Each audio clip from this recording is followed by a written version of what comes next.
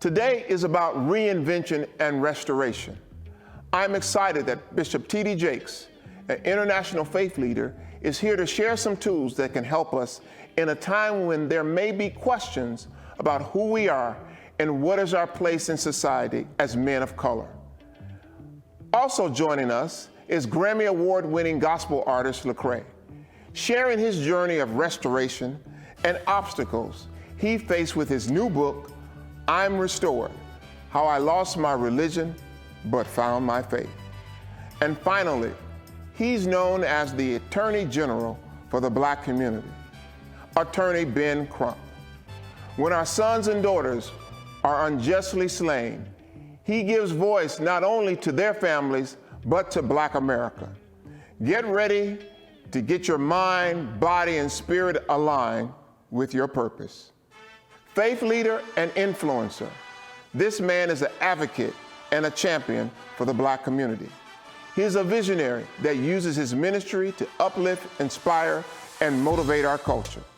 He has the unique ability to touch people across all generations, socioeconomic background, races, and creed, saying in order to lead people to their destiny, you have to meet people where they are in life. Bishop T.D. Jakes is here at the Blueprint Men Summit to meet us all wherever we are in life. Welcome, Bishop Jakes. Bishop, thank you for being here. Your voice is needed at a time like this, and we are privileged to have you at the Blueprint Men Summit. First of all, let me thank you for allowing me to participate in a subject that I'm very passionate about and something that I really care about. During this particular time of 2020, I couldn't think of a better person to be here and sort of give us some advice and guide us through this very difficult year. I want to start with, I saw a quote that you said you were blessed to understand why you were created. Can you tell us about that?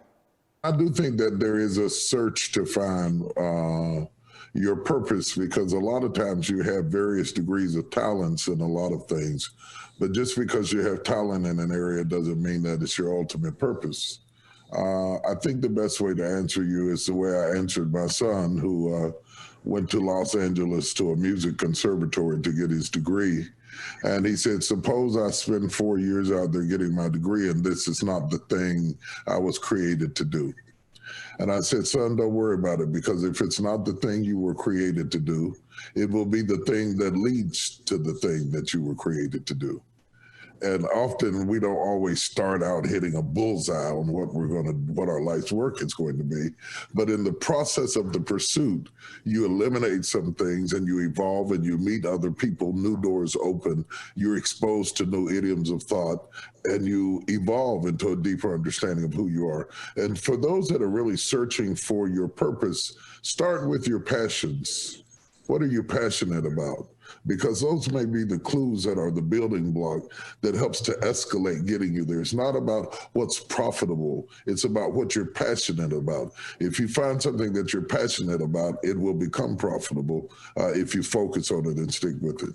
Like most people in America, we're trying to get greater insight and knowledge on the two pandemics, COVID-19 and the injustices of racism in America. These pandemics have hit Black men way too hard. How should Black men start the process of reinventing ourselves and our communities? What does that look like? First of all, let me say that when it comes to racism, I kind of see it a little differently than I do the pandemic. I see it as an infection that was already there, that has just come to the surface in the times that we're in right now. And I think it would never get well if it didn't come to the surface. It has to come to the surface and be confronted in order for it to get better and become undeniable in those who are willfully blind to it. As it relates to the other part of the question, I think it's very important because it is very stressful, regardless also to what level of life you're at. It doesn't matter whether you're famous or whether you're rich or whether you're poor or you're young or you're old. These times are very stressful because both the pandemic and racism do not discriminate based on elitism or intellectualism or anything else. It doesn't go by zip codes. It affects everybody. So all Black men of all walks of life are feeling the same anxiety that you are. And one of the things I would suggest to them is something that has gone out of style. We need more unity in our own community.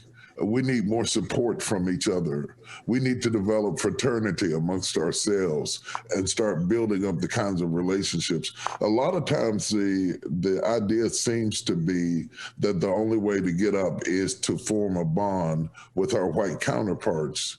But history teaches us that most ethnicities that have been successful in this country have become successful by aggregating their own resources, building their own teams, and owning their own product. And so I think we need to be trained to think a little bit differently from will you hire me to hiring ourselves, creating our own resources, building our own businesses, taking control of our own destiny, owning our own house, which is often where it starts, and then aggregating enough wealth to sit down at the table as an equal rather than an applicant. These are not the first pandemics in the world. Do you think there's a lesson that God is trying to teach us or reveal to us? I'm careful about saying what God is doing. I've seen people put their foot in their mouth a lot of times, trying to know more than they know. I'm not sure that God is doing it, but I do think that there is a divine purpose coming through it, where the whole world is being shaken. We were rushing towards something and it didn't look good. And when we were all shut in and in isolation, we had to recalibrate and rethink ourselves in a way, as globally, not just Black men or America, but globally. We had to rethink ourselves because we were all vulnerable to the same degree, regardless of what continent you were on or what language you spoke or what religion you practiced or no religion at all. We were all equally vulnerable. And sometimes it takes a common attack to bring about the kind of unity that it takes in order to go forward. I also think that it's a humbling process that we begin to look at the world through an eschatological perspective and said it may be wrapping up. And that changes the way you live and it changes the way you think. And perhaps it draws us back a little closer to God than we were. We were getting a little puffed up, a little arrogant, a little beside ourselves. And I see a new humility coming in, a new openness, a new thirst to increase spirituality, if for no other reason than to survive the trauma of the times we're living in. We're having to renew our faith in a way that I think is very, very important. I think that's one part of it, is to be able to find a better way to medicate yourself rather than self-medicating yourself through destructive matters that recreate the same problem over and over again. And secondly, I think that it is causing us to have these types of discussions and these types of communications are going on all over the country, where even the busiest of us are slowing down to talk to each other and strategize and be strategic and not just emotional. I hope the men that are listening at us today will move beyond just being angry, because anger is not enough to bring about change. To move from anger to being strategic and getting a strategy for moving forward with your life and with your God and with your faith, and surrounding yourself with what's important to you, be that family or faith or friends, to create your own sociological construct, to create your own circle, your own influence. Who's in, who's out? Having the courage to eject toxic relationships out of your life, where we have anesthetized our pain with people who were poisoned. What do you see as the role of the church, Bishop, to help educate and inspire men to be better leaders in our families, communities, and in our country? You know, it's a funny thing. We often, and I do it too, speak of the church as if it were one entity. But first, let us point out that the church is not one entity, and it is not monolithic. It's very, very, very diverse. Now, I don't want to put the heat on other clergy to do what I did because I can't sing like Marvin Winans. you know, you know what I'm saying? I can't hoop like Paul Morton. You bring to the table what's in you. And I think that varies from clergy to clergy. And what I did was what was in me: the films, the books, the business.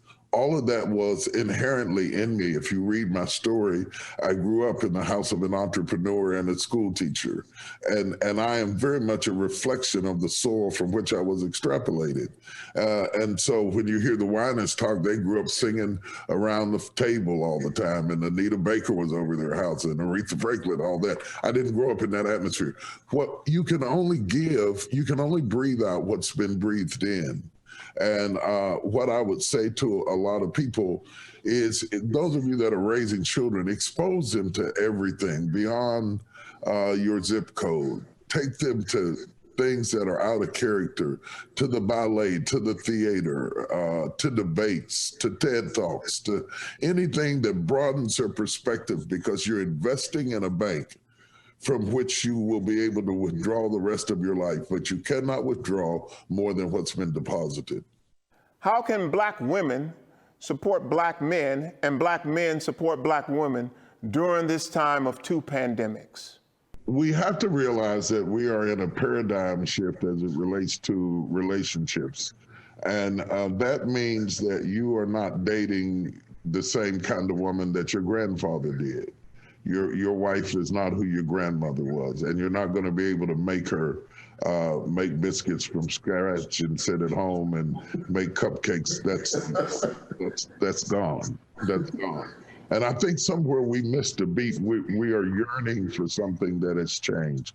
Allowing them to flourish and find themselves and enjoy their freedom is the new order of the day in a way that my grandfather didn't have to worry about, and my father to a greater degree did, but I even more so. Accepting that rather than fighting that, I think is important for men to do, to undergird women and be an asset to them as they pursue this stage in their lives and in their career. I think that's important. I think for the women, what men need is to love us like you love your sons.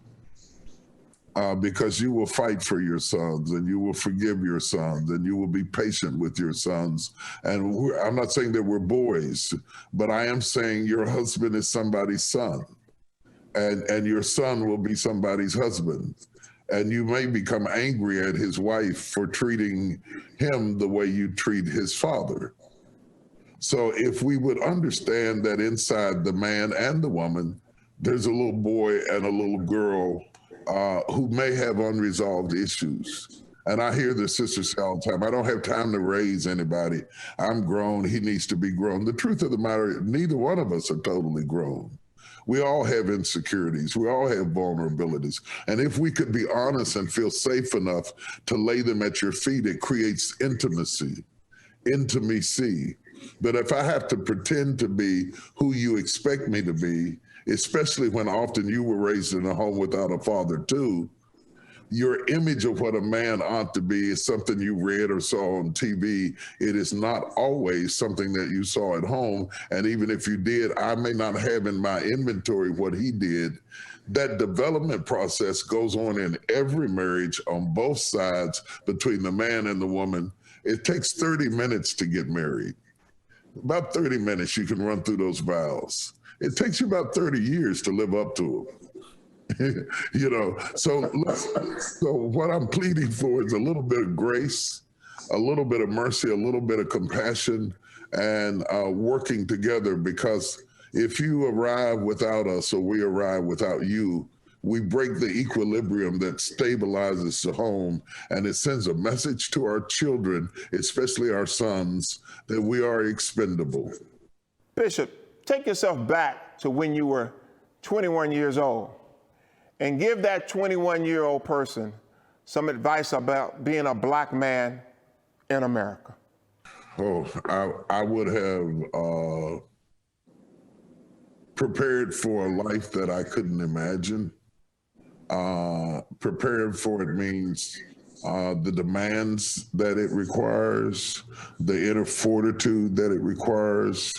I would have done less foolish things that became obstacles as I came along. Sometimes you can do things in your youth that haunt you the rest of your life and make it difficult for you to be as productive as you would like to be. I would have told myself that I had what it took and to believe in the seed of greatness that existed inside of me, even though there was no evidence of fruit, no branches, no leaves, just a tree, just a seed, maybe a root. But to believe in that root, that it had the potential to become something beyond my wildest dreams, and to put that root in a soil that was conducive for growth. I wasn't always in the best soil with the brightest minds. I tried to put my children in better soil with diverse thinking, not just church people, for example. That's wonderful. That covers the faith part. But when you get through praying, you got to get up and you got to be able to do something intellectually, emotionally, in every area of our lives to surround ourselves with the best soil possible, that what is in us might be germinated, because all of us respond to the things around us. That is to say, if anybody achieves anything in this country, they didn't get there by themselves. It took a whole network of people around them to influence them, correct them, challenge them, chastise them, hide them, get them therapy, get them counseling, whatever they need till they evolve into the best form of themselves. And I interjected counseling because that's something that Black men seem to hate, but it's something that we desperately need, because I don't know anybody that's been any more traumatized than Black men, and yet we say nothing about what hurts us at all. And the pain builds up on the inside and it comes out in destructive behavior. The election is right around the corner. Is this the most important election of modern time, and why? With the amount of violence that's happening to young Black men and women in the world today, you have the most to lose. With global warming and the changing of the climate, you're the ones who are going to live long enough to live with the ramifications of the choices that are being made. With the lack of strategic planning that includes a comprehensive plan for all people, if you don't participate, don't march, don't tweet, don't post on Facebook, because when you had a chance to influence it, you didn't. And I want to challenge young men to become engaged in the process. When you take ownership in the process, you get noticed. You stop being overlooked. You make it too easy to overlook you when you disappear. Candidates, elected officials pay attention to people who gave to the campaign and who voted for them. And I think we should do a little bit of both. If we gave $10, $5, I'm not talking about giving $100,000 dinner a plate. I'm talking about $10, $20, where we are counted so that when they sit down at the table, they have a constituency to be loyal to. This administration, if nothing else, has taught us how loyal they are to their constituency, how they bypass everybody else and focus primarily on their constituency. Where there is an investment, there is a return. And I think to some degree, all candidates, no matter what they say, do pay a little extra attention when they know that you were a part of the process and not just a voyeur to what happened and a critic of what happened. And so I want to challenge you to stop being a Monday morning quarterback and telling everybody what ought to be done and they ought to do this and they. You are they. They is we. We is us. Now, that's terrible language. That's terrible English. I hope you get, we is us. They is us. And we're, in a few years, my generation will all be dead and gone. And you're the ones that will live with whether there's Medicare, health care, whether there are things in place that need to be there. And you have to let your voice be heard or you become invisible in the debate. Bishop, you would have been good just with the Potter's House. You would have been defined as one of the most successful people, not only in Dallas, but in the country. But you decided to go into movies and books and other entertainment and other businesses. Why did you want to work that hard? Define hard work for us. Oh my gosh. You know, first of all, I have to thank my father because my father taught me to have a strong work ethic. And it wasn't that he gave me a class on it, he just did it in front of me. And whatever behavior is modeled in front of you, you repeat. I wanted to be my highest and best self. I wanted to do something to change the world I came from and the communities that I grew up in.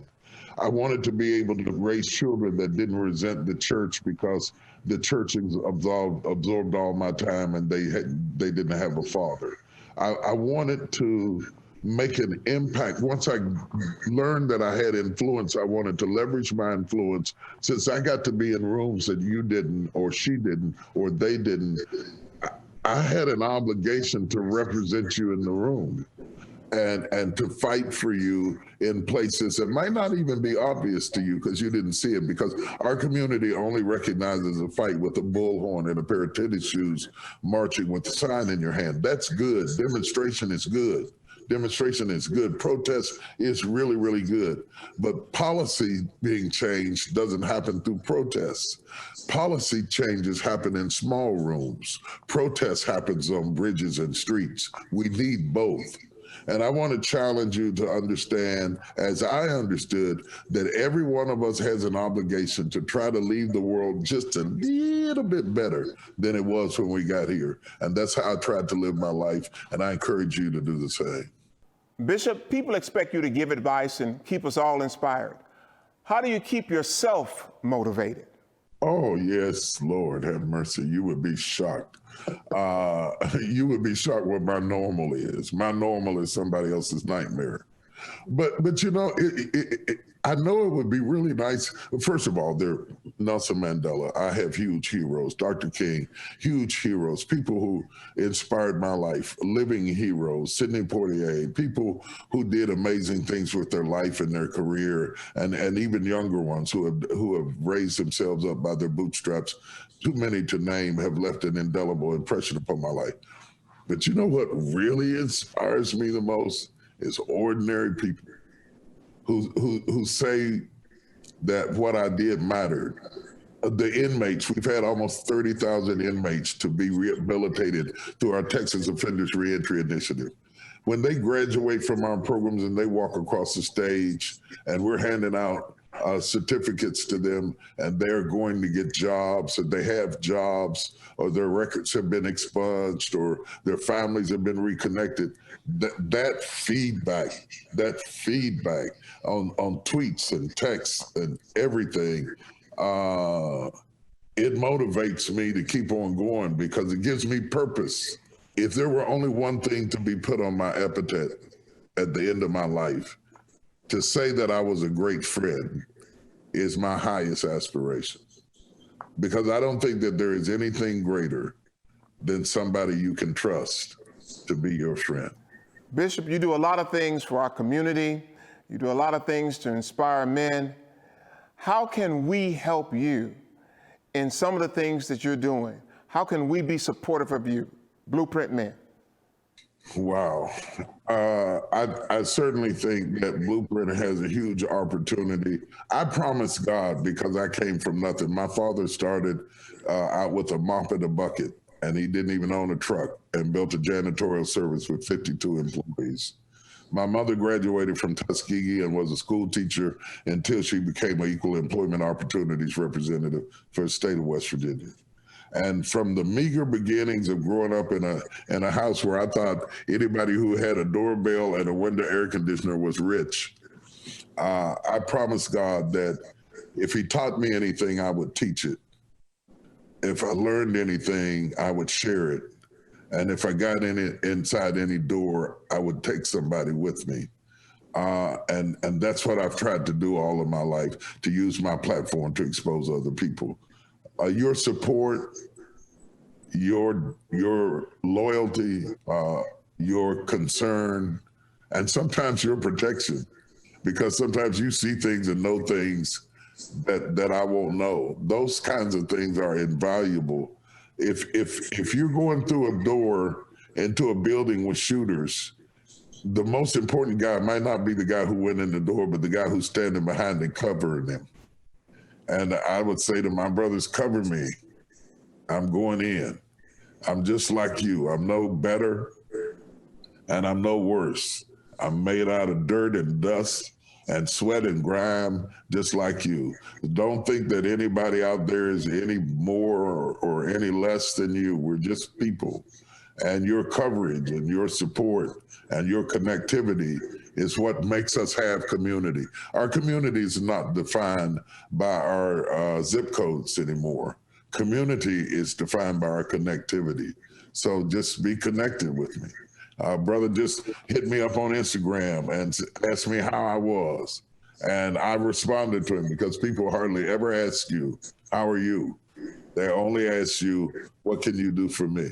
Those little moments of simple kindness make a lot of difference. I don't care who you are. So thank you. I've gotten that, or I wouldn't be here. I have received that, or I wouldn't exist. But just to continue to do that and to continue to help me to create platforms for you to stand on, because I've done what I've come to do.